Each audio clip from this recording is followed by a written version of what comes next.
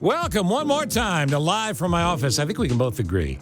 Nothing says the holidays quite like disaster preparedness. What am I talking about? Well, not just when you have the family over for the holidays.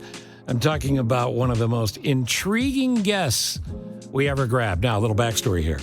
I'm on the radio every morning on the mighty 89 WLS, the big 89 WLS, soon to be in its 100th year. I haven't been there the whole time, but I've been on the radio a long time, and it's still the greatest way to communicate and talk to guests in short order. So it's a bit of a quickie live from my office today. We don't have time to, stretch it out like we do normally here in the podcast world. But you're going to find this guy as interesting as I do, I believe. And man, would I love to know some of the things he knows. Or would I? He's the Undersecretary, Science and Technology for the Department of Homeland Security. The future of disaster preparedness. And by the way, he was on the radio with me talking about how to help firemen, fire departments, Chicago Fire Department, and the like. So, preparing for disasters, of which this podcast is not one. If you missed it on WLS, we've got it for you right here on Live from My Office. Here's a tough introduction. Our following guest is incredibly fascinating. It's true. That's tough, man. That's tough to live up to that. I know he can do it, though. Because he's been here before. It. Yes. Dr. Dimitri Kusnezov, Undersecretary for Science and Technology at the Department of Homeland Security, Science and Technology Directorate, who gets to meet with, and I assume this is one of the joys of the job, you get to meet with heroes all the time, and you're in Chicago to do that with the Chicago Fire Department and other things. Hey, the highlight is this morning, Steve and Jane, WLS. Nice of you to say. Yeah. I thought Great this Now to be you have here. to live up to that, That's Steve. right. Actually, this is part of his disaster preparedness if this doesn't go well. Big AM. There's going to be people that focus on this, and it's funny because it's easy to slam Hollywood, but Hollywood can reflect society. There's a huge movie coming out with Julia Roberts, and it's about a disaster. Pending disaster, which forces people again to think about it, even though that's fake and the world is real. So one of the things we wanted to talk to you about was disaster preparedness because we live in such an uneven, unstable time, or at least it feels that way. Should we be feeling that way? I think, we've got like this wash of things coming in terms of technologies and change around us. And so I think a lot of us feel that tomorrow is going to be different than yesterday. Everything looks different. You see it in the technology world. You see it with extreme weather. You hear a lot, well, that's never happened before. That's the first time this has happened. And so there is this sense that something's changing. And, how do you put it into context? What do you do about it? How do you prepare for what could be coming? So, some of this is real. Some of it might be, Hollywood movies that kind of reflect our overall sense, our angst. But, there are components of this that are fascinating, and the technology world is rich with opportunity. Since you were here last, AI went through the roof. Obviously, you were well aware of AI before you were here last, and you have to be ahead of the curve. That's the job. But a lot of people have immediately jumped to, oh, no, here comes AI. It doesn't have to be a bad thing, right? No, it's not. When you're using your map app and your traffic app and you're saying, well, it's going to take me an hour to get to O'Hare, you're pretty happy about that, right? Yep. You have not about the hour, but right. that you know how long it takes, how to plan your day. I think there is remarkable help in making our lives better coming from AI, but we have to be sensitive to what it means. How's it going to impact us in other ways, and what should we be prepared for? How does Homeland Security handle this? Because it's not your job to legislate. It's your job to advise, to research, to know, and to know ahead of everybody else. When you have a concern about any developing technology, is it taken to Congress or to Congress leadership, without the saying, hey, make a law right now?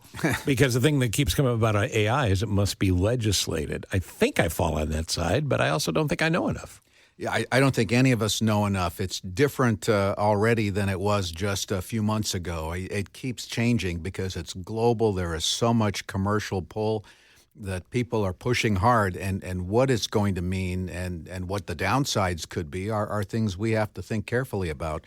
Going back to your first question, the role, my role at Science and Technology is to help all the different parts of DHS and first responders around the country, be better prepared. What is it that they should be thinking about that's beyond horizon? What's coming next? And so I look to work with all the different operational parts of Homeland Security to make sure that we're aware of what's coming and we invest in the right places to be better prepared. Yeah, it's so interesting, too, because I always say everything changes in a year. And it seems like science and technology, light speed, it's changing every week, and we have to keep up with it. And you talked a little bit of technology and the first responders. You're here, and you'll see the Chicago Fire Department later. What kind of changes are they implementing to sort of tell the future? What can they anticipate and how they can be prepared in what's coming up?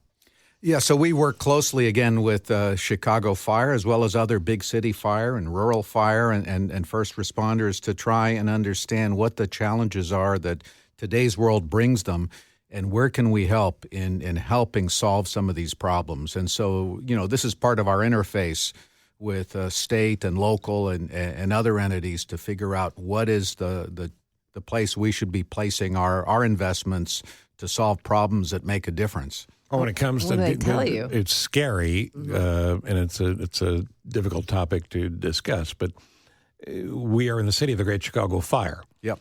We didn't think anything like that was even possible, and then we see what happened in Hawaii and Lanai. Climate-driven change, and with the storm of the century, just a bad set of dominoes all falling at the same time. That's not something Homeland Security can fix. Is there an effort, though, and a way to be better prepared for that, if that's an eventuality?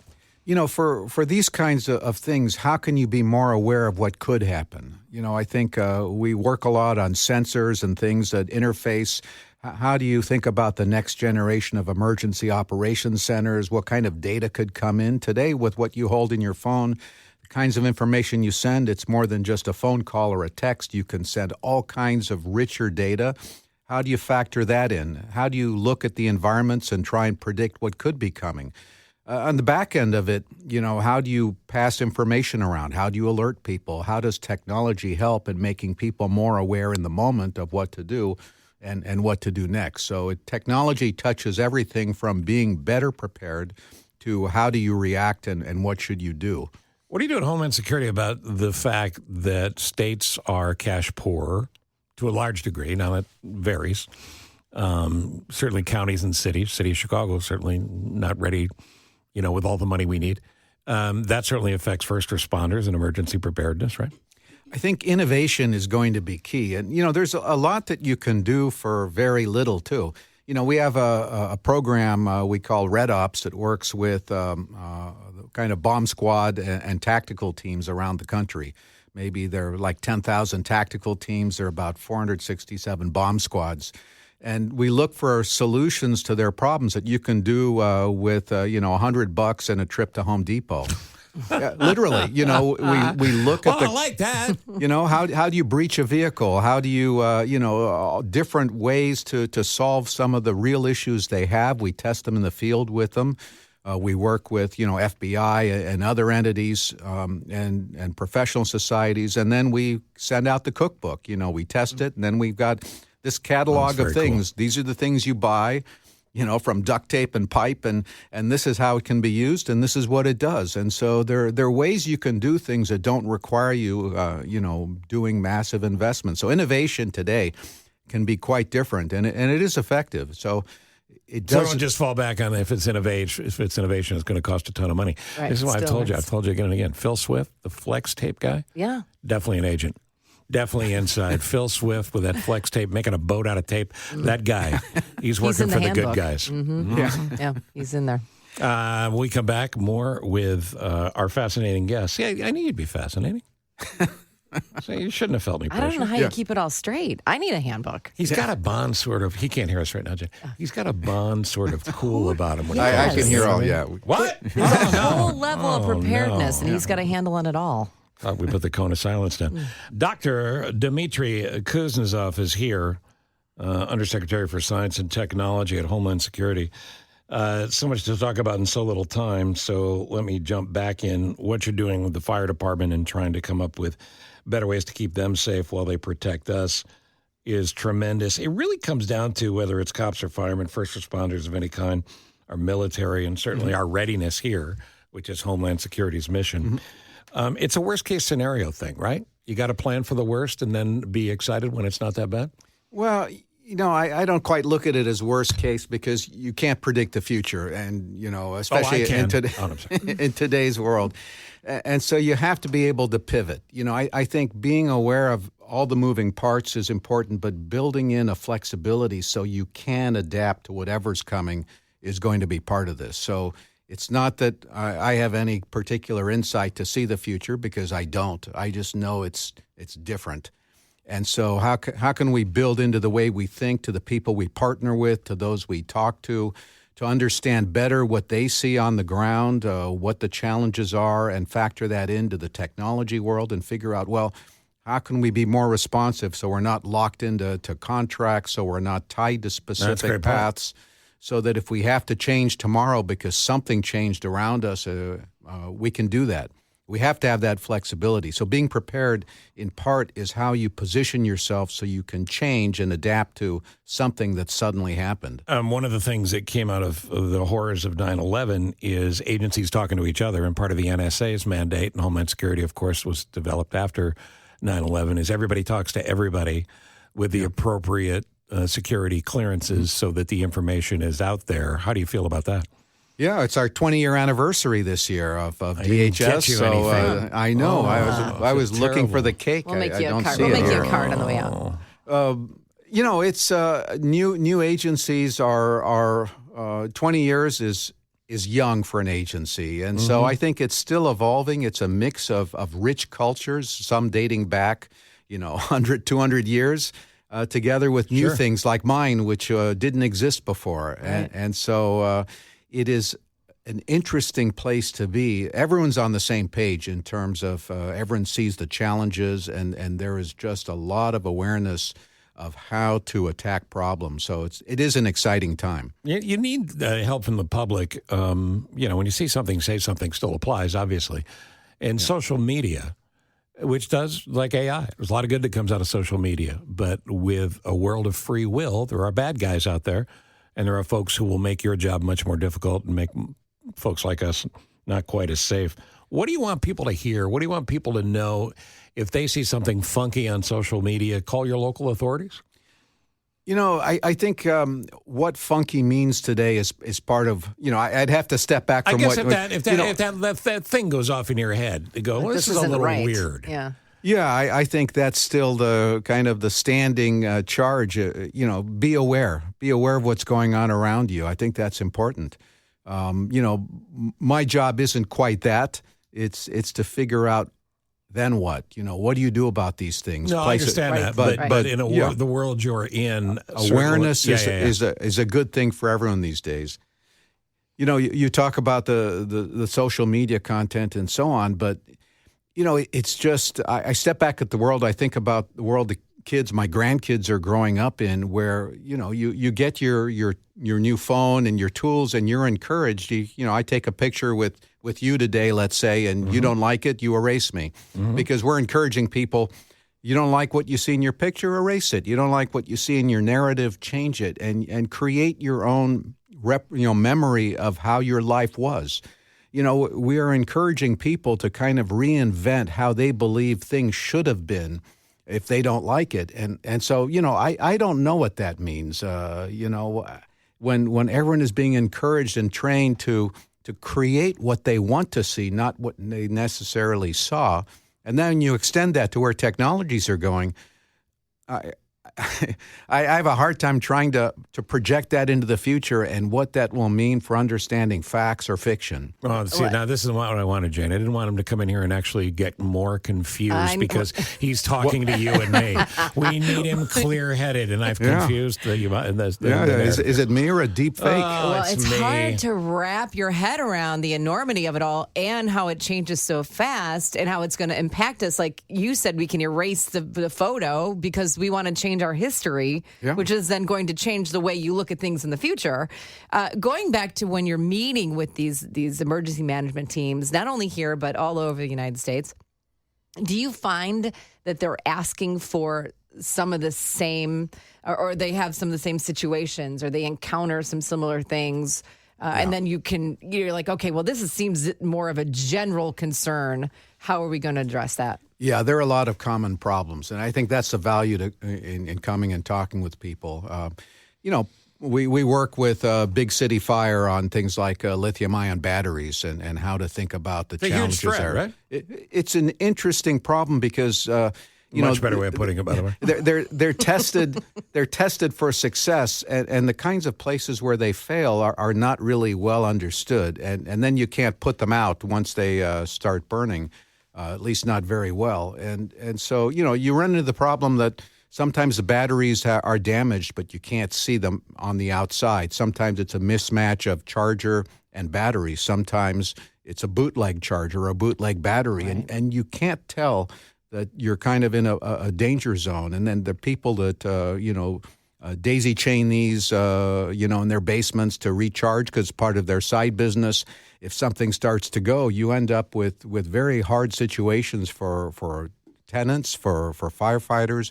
And so we're trying to understand how to, help with this problem, among other things. So, there's no end to richness of problems, but you find these out when you talk to first responders. Well, that's part of the fascination, I think, of talking to you is just figuring out how you do your day because the task list is unending. Nick Gale, jump in here if you have a question before the news at the top. But in the meantime, the idea that part of your task list is helping city fire, city police, first responders, EMTs, and the like be safer, healthier, stay alive to protect the rest of us, that's got to be very gratifying. It is an important place to work, and it is satisfying to talk with people and see where you can help. And then I match that to the innovation space. The solutions for us are kind of over the counter commercial technologies. We're very boutique. The problem is a lot of the things we need are nuanced by what the problems are. And so, we were talking about grandkids earlier. You and I have a favorite topic. Yeah. And I thinking about that, I look at all the emerging technologies today that include AI and all the other ones as kind of colors. When you give a few cans of paint or jars of paint to the grandkids these days, what do?